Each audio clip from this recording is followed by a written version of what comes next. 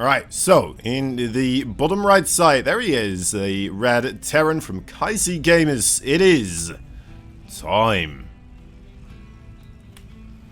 Top left side, there is a blue Zerg fighting for Alpha X. It is RAGNAROK.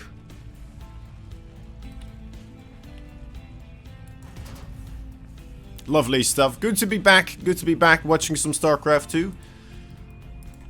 There's a lot of StarCraft 2 going around right now, I suppose, with the ESL going in full force. But we still have a couple of moments here and there in between where we can fit lovely show matches like these. Or, well, I shouldn't really call them show matches, as they're not really show matches. It is just a little tiny invitational tournament.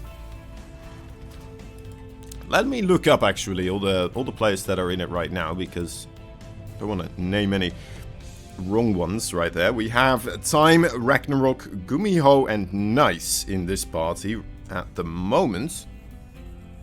And if I'm not mistaken, yeah, Gumiho was replacing Cure, and Nice was replacing MaxPax.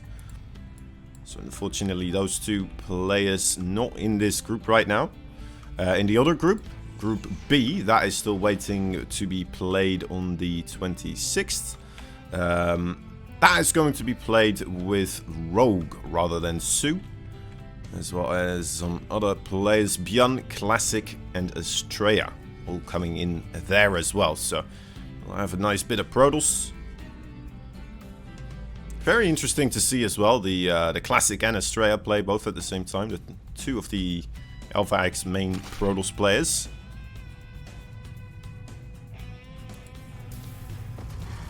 Both living in Korea right now as well. It's kind of fun. I think because of that, it's now a possibility for Astrea to partake in these events a little bit easier, right? Doesn't make quite as much sense to let him participate on these events if he is still in America, and we just, you know, invite all sorts of server issues to these types of things. Anyway, so far, pretty tame game, not much happening. The Zerglings are, where are the Zerglings actually? They're just in the base somewhere? Ah, there they are. At the Reaper jump ramp.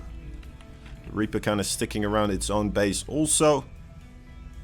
I guess it did see the 4 Zerglings a little bit earlier on with the SCV scouts, so realizing, alright, probably a good idea to stick backwards with this Reaper. Don't overcommit to the scouting.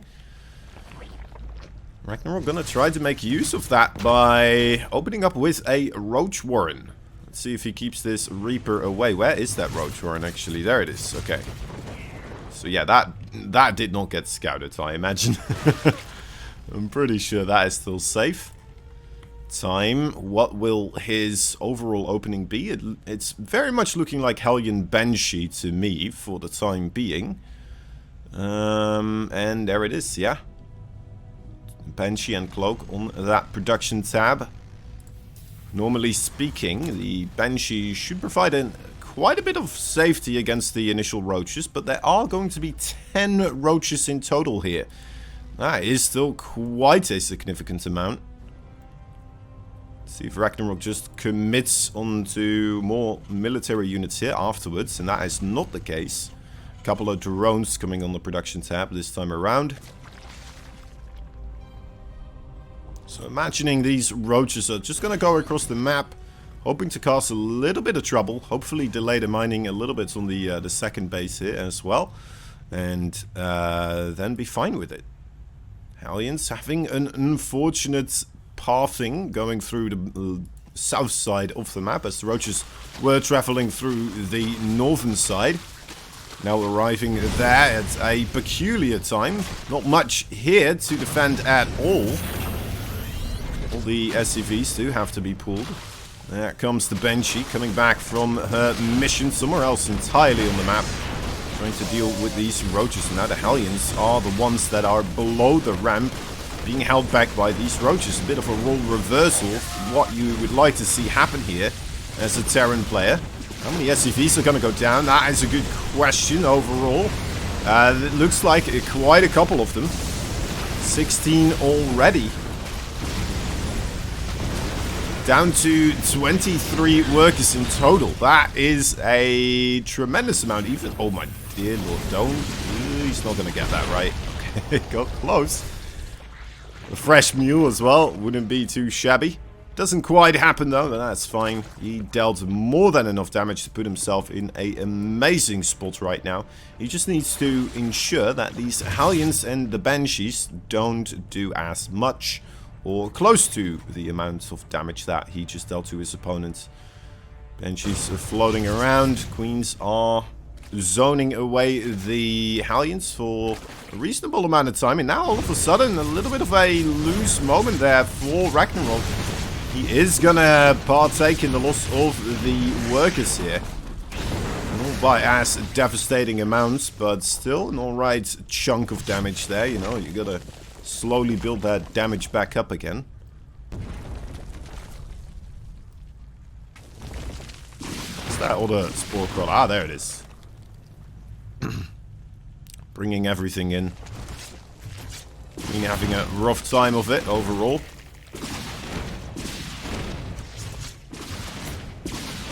Another drone. Be able to get 2 more here. Yeah, not too shabby. 11 kills in total. Still not as badly hurt as he is himself. But you know, sometimes you just gotta slowly get yourself back into a game. And that could be a potential start there for that to happen, right? We do require perhaps a little bit more on the damaging front, such as cancellation of the 4th base. That wouldn't be too shabby. Gets that, gets the drone as well, loads back up into the medevacs. The defensive squads for Ragnarok, where are they right now? Pretty far spread, most of them at the 3rd base, so this drop will have a fairly clean entrance into the main base. Now starting to target down some drones there as well. I think he only got 3 of them in total, perhaps only 2. Gets the gas geyser and the spore crawler, I suppose. Those were previously drones as well. Will have to be rebuilt. And now he's taking an alright fight against these roaches. Was just a small amount of roaches. Ragnarok realizing if he sends everything, right, it'll just pick up again and go somewhere else. Deal even more damage then. But yeah, that is now 16 drones in total killed off. Time is slowly recuperating on the economic scale. Let's take a look over there. As you can see, it's starting to get quite close together right now. Ahead on the minerals due to the mules, I gather. And then the gas still a bit in favor for Ragnarok right there. Makes sense with him having the 3rd base with gas mining going on as well. Time not quite yet.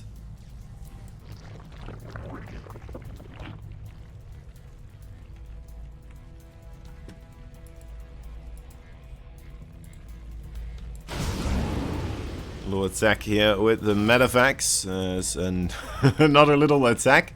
The tiniest of attacks that you could imagine. Does get held backwards. Surprise, surprise.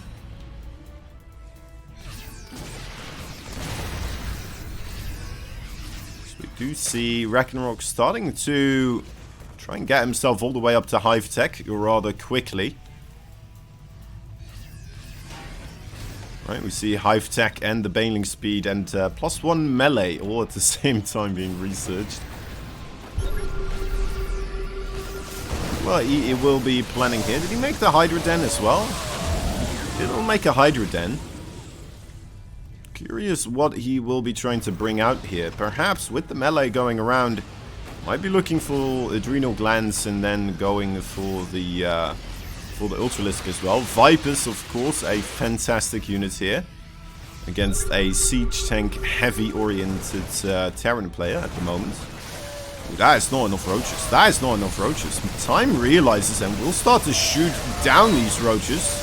Couple more Zerglings coming in, trying to just nibble away as well. Add that slight extra bit of DPS. So the medevacs struggle to actually keep those units alive. Still, I don't think that was a bad trade for time overall. To be fair, it may not be enough.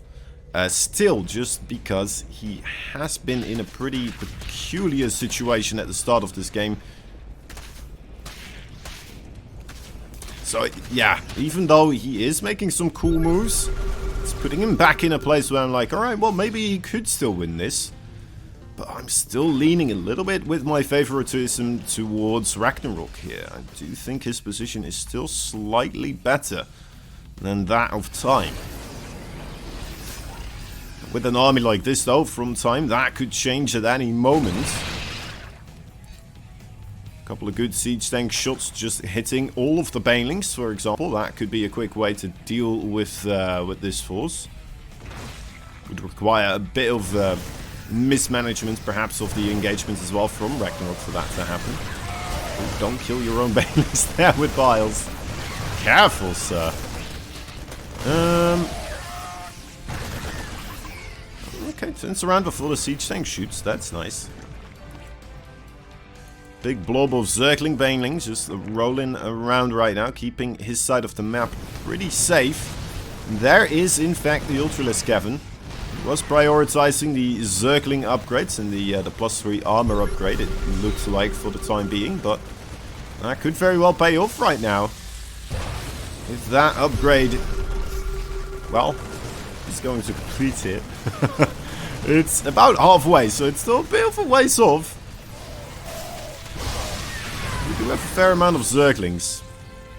We already have the +1 melee and the +3 carapace, I guess, is on the way. There's a couple of Vipers with the Blinding Clouds helping out a ton. Those siege tanks are not partaking at all. But there's just not enough banelings here to rid the world of the bio forces, which is going to allow Time to suddenly strike back here. Hunt down every single Roach Ravager, trying to make their way back across the map, and now he's suddenly on one of these bases. Ragnarok, seemingly a bit desperate to try and hold this one. I don't think you don't hold that anymore. GG is called, and Time takes game number 1. The Raider saying he thinks that Ragnarok may have cruised a little bit too much in the mid game after achieving his lead. That could be the case, yeah. He was struggling against the Hellions as well as the Banshees there, perhaps a little bit more than he really should have, right? He had enough workers. He could have made, like, if he had 3 or maybe even 2 Roaches somewhere near that natural base, he wouldn't lose 11 workers to that, right? It's the price of, I guess, 2 larvae. 2 Roaches. That is a couple of minerals, to be fair. It's hard to say. So it's a game of minuscule numbers. Alright, well. It's cool to see, though, you know, Time digging himself out of one of those spots. Finding his way out of one of those nasty situations where he's just seemingly teetering on the edge of utter destruction for a while. And then just makes it happen anyway. That's pretty cool to see.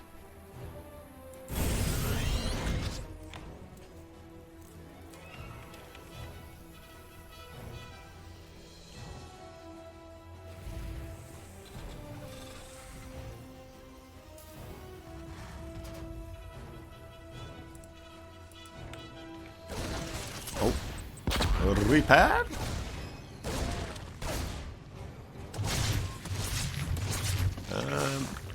That's the, yeah. You know, she was just newly born. She still had to figure out her You know how the brain functions with the muscles. It's like a baby queen, right? You just do something, you think you're doing one thing, and then your body just goes and does another thing. Like, you know, injecting the hatchery versus attacking the hatchery, and then you can see the clear panic setting in into the queen's eyes. Realizing, oh no, I'm doing the wrong thing, but I don't know how to stop it. Like someone stepping on the gas pedal rather than the brakes when they think they're going to hit something. Speeding up rather than slowing down. And thinking to themselves, why is it speeding up when I'm hitting the brake pedal, right? When in fact, they're just hitting the gas pedal. This happens. This happens to people. Right, third command center coming up for time as he is running down the track once again towards those Hellions. I'm imagining, yep, that is looking an awful lot like a Banshee play as well, to be the follow-up. This time around, no quick rogue aggression though from RAGNAROK. Wants to just build himself up here, take the punches from the Terran, and then see later on. Oh yeah, it's best of 3. Sorry, thank you, mister. Someone in the chat helping me out there. Much appreciated. I'm so used to casting longer series. You're right, you're right.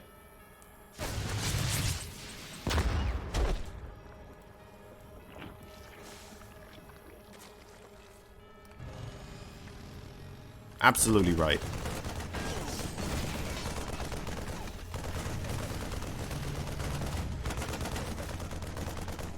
Okay.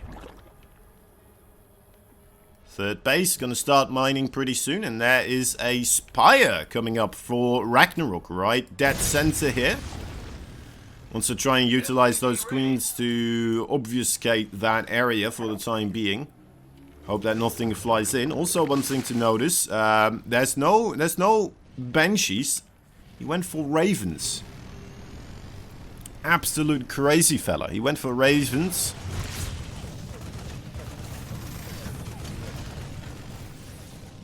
And, well, using another turret to kill a Overlord there, that's something you don't see every day. But, you know what, I like the Raven. Overall, I think it's a great choice.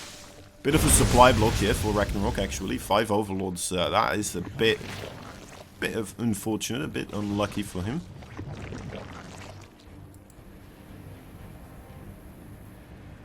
May want to consider bringing these other Overlords inwards. And again, that might give more free reign to the Hellions to move around wherever the hell they want to. Yeah, the idea behind the Raven rather than the Banshee is pretty cool. So rather than spending your money on another thing that is really good at attacking, you get the Raven for the stealth detection, so you don't have to utilize any scan for clearing creep. And every scan you don't have to use is another mule, right? And we all know, we've all heard the legends and tales of the mule and how great it really is. Uh-oh. Little ambush here set up now. Suddenly the Mutalisk coming out of the production queue. The cocoons were hatching. And suddenly finding these Hinds and the Raven in a little corner. So most of this will be going down. And I guess that the same thing may have happened if there were in fact Banshees available. With a mine drop here, looking to not be as successful as it hopes to be. Although, you know what, that Widow Mine might get in the ground. Yes, it does. And it gets 3 drones in total. 3 drones in total. That's quite so. Oh, more Widow Mines here. Did they get something? 10 more. 10 more. Look at that. Ah, that's nice. I had no idea that secondary medevac was coming in. So yeah, that is now 13 drones in total, getting snippety-snipped. RAGNAROK still on 72, but it did have to replenish some of those numbers.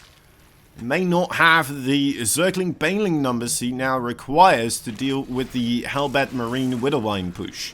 That's right, that's a Hellbat Marine Widowmine push. These Hellions were kept alive and now turn themselves into the... Oh dear, those Widowmines, they are absolutely heart attack inducing. So yeah, they kind of helping to clear out this area right here. The Overseer having a bit of trouble with his job. Oh, that could be big! Even getting a couple of banelings with that Widowmine right there. And the medevacs, 2 of them filled with the Marines, all going to escape as well. It's going to be a while before... Oh, no. Oh, dear Lord, this is getting worse and worse. Another Widowmine detonation. 13 kills, 5 kills on that one. How many? 11 on this one. It's a silly amount. A silly amount, especially considering most of them hit the Mutalisk at some point. And then just hit Banelings and Zerglings underneath the Mutalisk as well. Ah. He's struggling. He's struggling. Time will be coming in here. Once again, more Widowmines, of course. They've been doing their job quite well. As the secondary attack further down the south is containing the Marine. Oh, oh. Ragnarok almost losing all his Banelings again. You know, as it goes, as it goes. Trading in favor for time for sure. Has to be careful here. He is in a position where he could lose his units rather quickly with these Mutalisks still around. Oh, Ragnarok! More Widowmine success.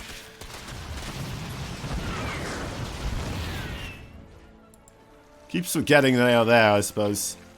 There's one more over here. That looks to be forgotten. No, will be spotted right now. It should be spotted right now. Please tell me you spot that. There we go. Time still going around with these drops. Was aiming towards the main base, I suppose, but getting himself seen by the Overlord, realizing he may have to take an alternative route to delay those actions a little bit. Starting to incorporate Thors in the mix as well. And he's got himself a couple of Marines right here that are having a party of themselves. They are... You know, this is a different way of creating missile turrets. It's the Missile Marine. It's a wild game. It's a funny game. Funny things are happening. The Zergling Baneling force is going towards the right flank. May still come back as soon as this army is spotted, which is right about now. Widowmine's already in the ground. This could be pretty nasty here with the Zergling Banelings coming in. Let's see how well they do. Oh, that could be, well... You know what? He does clean it up. He cleans it up, doesn't lose the base. Didn't really have too much in the bank to replenish, but...